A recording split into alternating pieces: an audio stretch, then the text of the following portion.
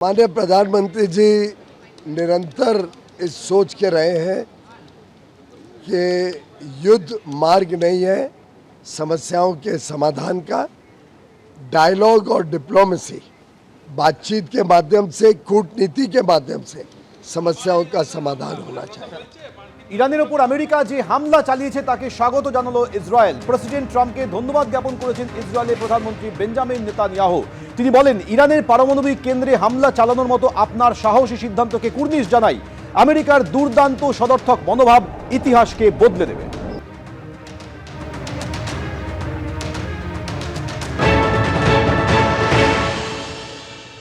Congratulations, President Trump.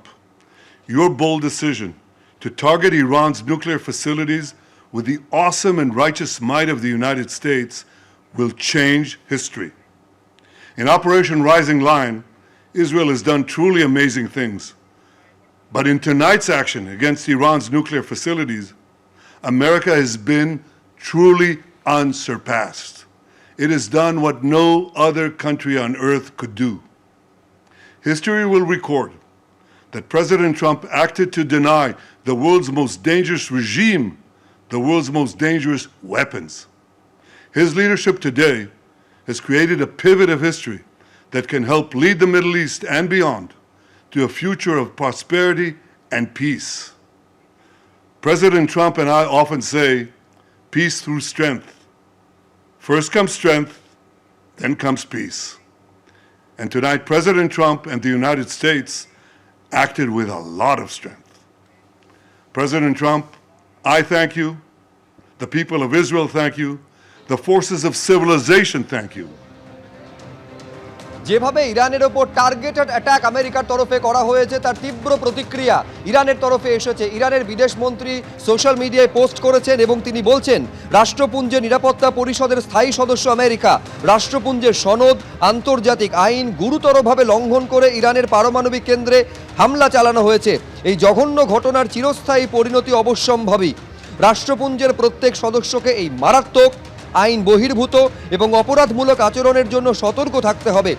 রাষ্ট্রপুঞ্জের সনদ অনুযায়ী আত্মরক্ষার জন্য ইরান তার সার্বভৌমত্ব, স্বার্থ এবং জনগণকে রক্ষা করার জন্য সমস্ত বিকল্প পথ গ্রহণ করতে পারে।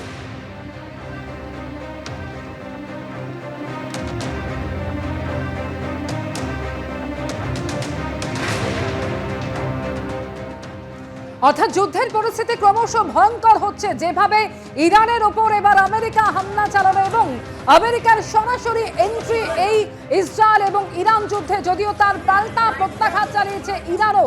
সরাসরি এবার ইরানের বিরুদ্ধে যুদ্ধে জড়িয়েছে আমেরিকা। আর সরাসরি এই মুহূর্তে ইসরায়েলের তেল আভিভে যেখানে ইরান প্রত্যাঘাত চালিয়েছে সেই ছবি আপনারা দেখতে পাচ্ছেন। ইসরায়েলে একেবারে ধ্বংসস্তূপ।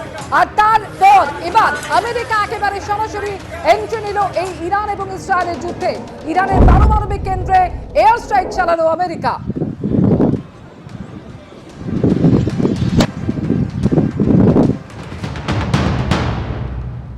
আমেরিকা এরকম একটি শক্তিশালী দেশ এবং তারা এই ব্যাপারে সরাসরি যুক্ত। এটা একটা মানে ভিয়েতনামের যুদ্ধের পরে এটা একটা নজিরবিহীনের মতো ঘটনা মনে হচ্ছে। ইরানের অসুবিধাটা হচ্ছে সেটাই, ইরান সেরকম কোনো হেল্প পাচ্ছে না। আপনি দেখুন, অর্গানাইজেশন অফ ইসলামিক কান্ট্রি, 57টা ইসলামিক কান্ট্রি রয়েছে, তারা যে সাপোর্টটা দিচ্ছে দ্যাট ইজ লিপ সার্ভিস। ইরানের সত্যি কথা মানে এফেক্টিভ হেল্প যেটা, সেটা ইরান পাচ্ছে না।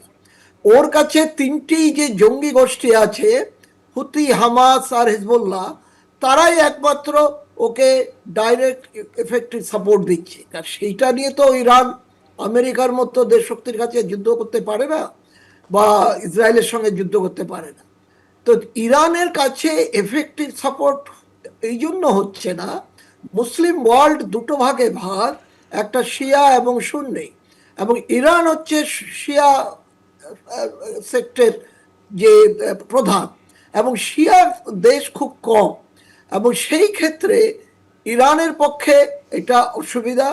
এবং ইরান এই যে জাতিসংঘে জানিয়েছে, জাতিসংঘ এখন একটি দন্তহীন ব্যাঘ্রর মতো অবস্থা।